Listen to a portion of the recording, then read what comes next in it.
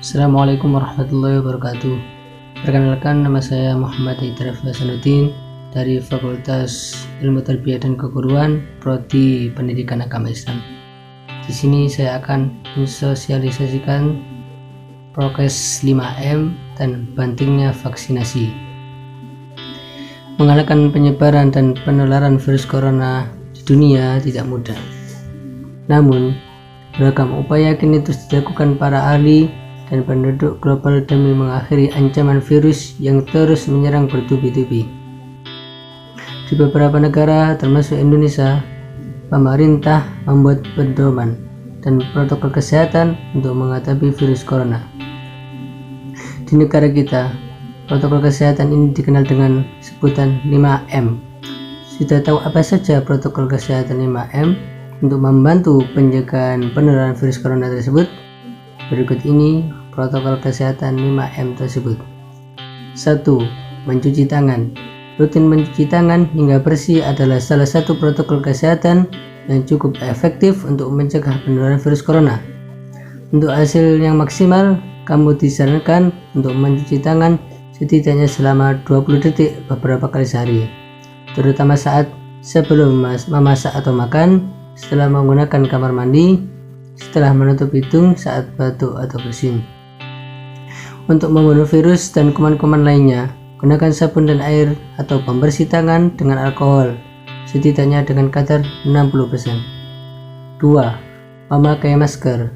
Pada awal pandemi virus corona tahun lalu, Organisasi Kesehatan Dunia atau yang terkenal dengan sebutan WHO mengatakan bahwa penggunaan masker hanya direkomendasikan untuk orang sakit, bukan orang sehat. Namun, virus corona jenis SARS-CoV-2 yang merajalela hingga saat ini membuat protokol kesehatan bisa berubah-ubah sering bergulirnya waktu. Beberapa waktu selang kebijakan WHO di atas, WHO akhirnya mengeluarkan himbauan agar semua orang, baik yang sehat atau sakit, agar selalu menggunakan masker saat beraktivitas di luar rumah. Kebijakan WHO ini juga sempat ditegaskan oleh Presiden Joko Widodo. 3. Menjaga jarak. Protokol kesehatan lainnya yang perlu dipatuhi adalah menjaga jarak. Protokol kesehatan ini dimuat dalam Keputusan Menteri Kesehatan Republik Indonesia dalam protokol kesehatan bagi masyarakat di tempat dan fasilitas umum dalam rangka pencegahan dan pengendalian COVID-19. Di sana disebutkan, menjaga jarak minimal 1 meter dengan orang lain untuk menghindari terkena droplet dari orang yang bicara, batuk, atau bersin, serta menghindari kerumunan, keramaian, dan berdesakan. Bila tidak memungkinkan melakukan jaga jarak, maka dapat dilakukan berbagai rekayasa administrasi dan teknis lainnya. Rekayasa administrasi dapat berupa pembatasan jumlah orang, pengaturan jadwal, dan sebagainya. Sedangkan rekayasa teknis antara lain dapat berupa pembuatan partisi, pengaturan jarak masuk dan keluar, dan sebagainya. 4. Menjauhi kerumunan. Selain 3 hal di atas, menjauhi kerumunan merupakan protokol kesehatan yang juga untuk menjauhi kerumunan saat berada di luar rumah. Ingat, semakin banyak dan sering kamu bertemu orang, maka kemungkinan terinfeksi virus corona pun semakin tinggi. Oleh sebab itu, hindari tempat keramaian, terutama bila sedang sakit atau berusia di atas 60 tahun atau yang disebut lansia. Menurut riset, lansia dan pengidap penyakit kronis memiliki resiko yang lebih tinggi terserang virus corona. 5. Mengurangi mobilitas. Virus penyebab corona bisa berada di mana saja. Jadi, semakin banyak dirimu menghabiskan waktu di luar rumah, maka semakin tinggi pula terpapar virus jahat ini. Oleh karena itu, bila tidak ada keperluan yang mendesak, tetaplah berada di rumah. Menurut Kemenkes, meski sehat dan tidak ada gejala penyakit, belum tentu dirimu pulang ke rumah dengan keadaan yang masih sama. Pasalnya, virus corona dapat menyebar dan menginfeksi seseorang dengan cepat. Vaksinasi bertujuan untuk memberikan kekebalan spesifik terhadap suatu penyakit tertentu, sehingga jika suatu saat terpapar penyakit tersebut, maka hanya akan mengalami gejala yang ringan. Sebaliknya, apabila tidak melakukan vaksinasi, maka tidak akan memiliki kekebalan tubuh yang spesifik terhadap penyakit yang seharusnya dapat dicegah dengan pemberian vaksin tersebut. Apabila cakupan vaksinasi tinggi dan merata, maka akan terbentuk suatu kekebalan kelompok atau herd immunity. Selain itu, vaksinasi COVID-19 juga dapat menjaga produktivitas dan mengurangi dampak sosial serta ekonomi. Vaksinasi COVID-19 dilakukan setelah kepastian keamanan dan keampuhannya ada. Kelompok prioritas penerima vaksin COVID-19 saat ini adalah tenaga kesehatan yang memiliki risiko tinggi terpapar COVID-19, lansia atau sekitar 50 tahun ke atas, dan orang dengan pekerjaan yang memiliki risiko tinggi tertular. Kemudian, vaksinasi akan dilanjutkan ke kelompok penerima lainnya, mulai dari masyarakat usia 18 tahun ke atas.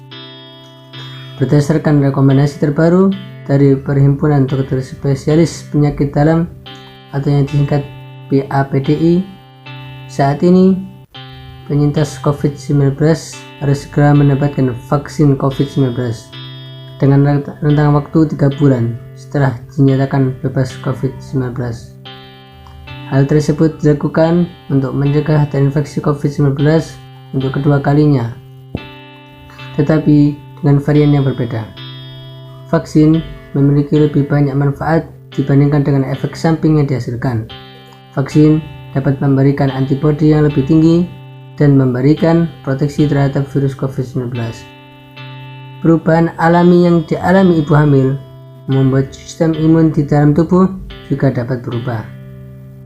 Central of Disease Control atau yang disingkat dengan CDC telah menyatakan bahwa ibu hamil dan ibu menyusui boleh melakukan vaksinasi COVID-19 untuk menekan potensi terinfeksi. Meski begitu, tiap kebijakan tetap berbeda-beda. Di Kota Surakarta sendiri, ibu hamil masih belum diperbolehkan untuk melakukan vaksin. Dimanapun berada, alangkah lebih baik untuk berkonsultasi dahulu kepada dokter sehingga kesehatan dan keselamatan ikut terjamin.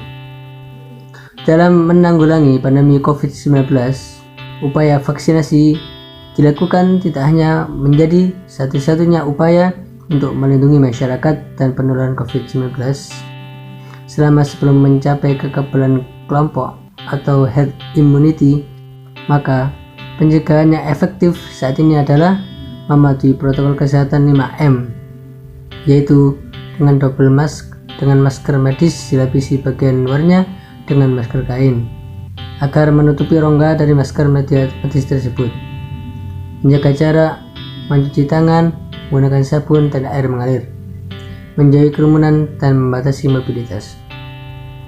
Vaksinasi COVID-19 memiliki banyak manfaat, tidak hanya untuk diri sendiri, tapi juga untuk banyak orang. Vaksin COVID-19 aman dan halal. Hal ini disampaikan oleh Komisi Fatwa MUI Pusat bahwa sudah memberikan fatwa bahwa vaksin COVID-19 halal dan suci. Oleh karenanya, meskipun masih banyak beredar isu atau hoak mengenai vaksin yang belum jelas kebenarannya, masyarakat tidak perlu ragu dan khawatir untuk melakukan vaksinasi COVID-19 guna kepentingan bersama.